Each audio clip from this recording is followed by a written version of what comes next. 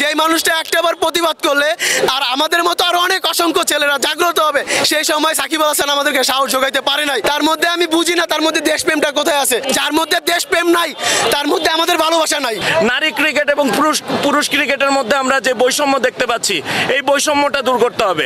আপনি যাকে তাকে যে কোনো পলিটিশিয়ান, রাজনীতিবিদকে এখানে এনে ধরে বসিয়ে দিবেন, তারা তো ক্রিকেটকে ভালোবাসবে না। আমি 2007 থেকে ক্রিকেট খেলা দেখি, ঠিক আছে। তখন আমি একবারে বাচ্চা একটা ছেলে, সবার মুখে মুখে শুনতাম সাকিব আল হাসান, সাকিব আল হাসান, ঠিক আছে, বাংলার জান বাংলার প্রাণ, ঠিক আছে। ওইখান থেকে সাকিব আল হাসানকে এতটাই ভালোবাসি, ঠিক আছে। ওই দিক থেকে মনে করেন এই পর্যন্ত, এই যে এই ঘটনার আগ পর্যন্ত 2024 সালে এই ছাত্রদের ঝামেলার আগ পর্যন্ত আমি সাকিব আল হাসানকে নিয়ে যে কেউ কোনো কথা বললে আমি তার সাথে প্রতিবাদ করতাম, ঠিক আছে। কিন্তু যখন দেখি যেই মানুষটার আমাদের দেশের হয়ে কথা বলা উচিত, যেই মানুষটাকে আমি এত ভালোবাসি, ঠিক আছে, যেই মানুষটা আমাদের রোল মডেল, যেই মানুষটা একটাবার প্রতিবাদ করলে আর আমাদের মতো আরো অনেক অসংখ্য ছেলেরা জাগ্রত হবে, আরো অসংখ্য ছেলেরা বুকে সাহস পাবে, ঠিক আছে। সেই সময় সাকিব আল হাসান আমাদেরকে সাহস যোগাইতে পারে নাই। সেই সময় সে টাকার জন্য বিক্রি হয়ে গেল, সে দলের জন্য বিক্রি হয়ে গেল, সে রাজনৈতিক কারণে সে বিক্রি হয়ে গেল। সে আর দেশের জন্য নাই, সে বৈদেশিক ভালোবাসার পিছে পড়ে গেছে। সে আমাদের দেশের ভালোবাসা না পাইলেও হয় এরকম অবস্থা তার মধ্যে, ঠিক আছে। তার মধ্যে আমি বুঝি না তার মধ্যে দেশপ্রেমটা কোথায় আছে। তার মানে আপনারা বলতেছেন সাকিব এরপর মাঠে যত ভালোই ক্রিকেট খেলুক না কেন আপনাদের মনে জায়গা করে নিতে পারবে না। সে হাজার ভালো খেলুক ভাই, সে বিশ্ব সেরা অলরাউন্ডার, ঠিক আছে। সে তার থেকেও মানে এক নম্বরের বাইরে তার কিছু নাই, আছে। সে অসংখ্য মানে বলার বাইরে ভালো একটা ক্রিকেটার, ঠিক আছে, সেটা আমি মানবো। কিন্তু তার মধ্যে যার মধ্যে দেশপ্রেম নাই তার মধ্যে আমাদের ভালোবাসা নাই। যে দেশের জন্য খেলবে, ঠিক আছে, যে দেশের জন্য খেলবে তাকে সবাই ভালোবাসবো আমরা, ঠিক আছে। সে দেশের জন্য খেলতেছে না আমার মনে হয়।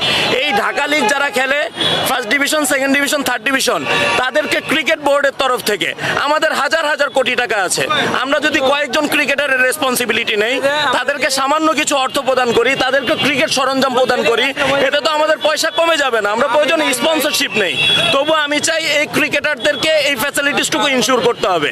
ক্রিকেট বোর্ডের অধীনে যে কোনো টুর্নামেন্ট চলাকালীন সময়ে যে সমস্ত ক্রিকেটাররা ইনজুর্ড হবে, সে ঢাকা লিগের মধ্যে হোক, সে জেলা ক্রিকেট অ্যাসোসিয়েশনের কোনো ম্যাচের মধ্যে হোক, সে এইজ লেভেলের কোনো ম্যাচের মধ্যে হোক, তার ইনজুরির টোটাল চিকিৎসার দায়ভার ক্রিকেট বোর্ডকে বহন করতে হবে। বহু ক্রিকেটার ইনজুরিতে পড়ে প্রপার ট্রিটমেন্টের অভাবে তারা ক্রিকেট ছেড়ে দিয়েছে, তাদের স্বপ্ন ধূলিসাৎ হয়ে গিয়েছে। এই বিষয়টা ক্রিকেট বোর্ডের ইনশিওর করতে হবে। নারী ক্রিকেট এবং পুরুষ ক্রিকেটের মধ্যে আমরা যে বৈষম্য দেখতে পাচ্ছি, এই বৈষম্যটা দূর করতে হবে। কিসের এত বৈষম্য থাকবে? একজন নারী ক্রিকেটার 25-30 হাজার 35 হাজার টাকা বেতন পায়, তারাও তো বাংলাদেশের পতাকাকে রিপ্রেজেন্ট করছে, তারাও দেশের জন্য ফাইট করছে। আমরা চাই নারী এবং পুরুষ ক্রিকেটের মধ্যে যে বৈষম্যটা আছে, এই বৈষম্যটা অনতিবিলম্বে দূর করা হোক। আর এই যে ক্রিকেট বোর্ডে এখন যারা আছে তাদের কি পদত্যাগ চাচ্ছেন কিনা? না, আমরা পদত্যাগের দাবিতে এখানে আসিনি। যদি উনারা থেকে এই সংস্কারগুলো করতে পারে তবে উনারা থাকুক, আমরা রিফরমেশন চাই। আর যদি মনে হয় উনারা এতদিনে এটা পারেনি, নতুনত্বের প্রয়োজন আছে, বা উনারা বলবে যে আমরা অপারগ, আমরা এগুলো করতে পারবো না, সেক্ষেত্রে নতুন মানুষ আসুক। যারা পূর্বে ক্রিকেট বোর্ডে ছিল আমরা তাদেরকেও চাই না, আমরা সম্পূর্ণ নতুন মুখ দেখতে চাই, যারা নতুন করে স্বপ্ন দেখাবে।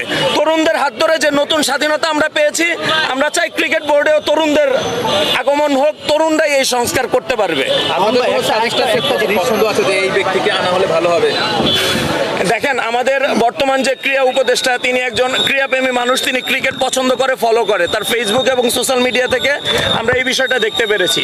তার যদি ব্যক্তিগত কোনো পছন্দ থাকে, সে যেমন এটা দিতে পারে, এটা তার ব্যাপার। কিন্তু আমাদের প্রেক্ষাপট থেকে যদি বলেন, তাহলে ক্রিকেট বোর্ডে আপাতত এখন তো আপনি ইলেকশন দিতে পারবেন না, একটা অ্যাডহক কমিটি দিতে হবে যদি ওনারা না আসে।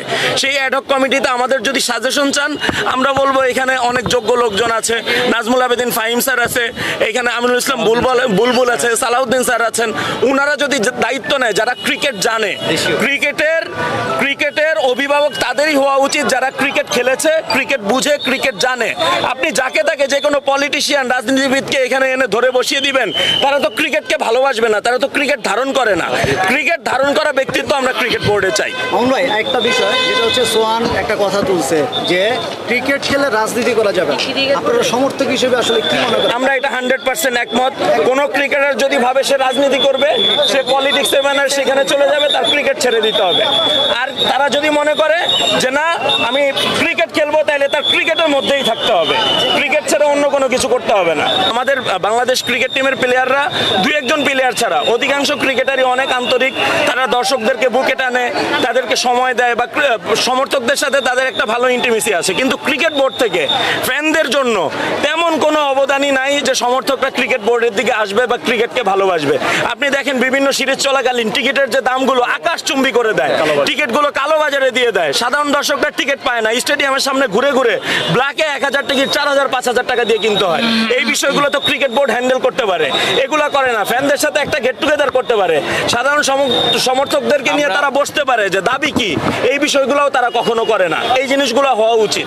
একটা প্রেক্ষাপট থেকে যদি চিন্তা করেন, যেখানে ন্যাশনাল টিম বা প্রিমিয়ার লিগের টিমগুলো এখানে প্র্যাকটিস করে, এটা তাদের জন্য, এটা হচ্ছে হোম অফ ক্রিকেট।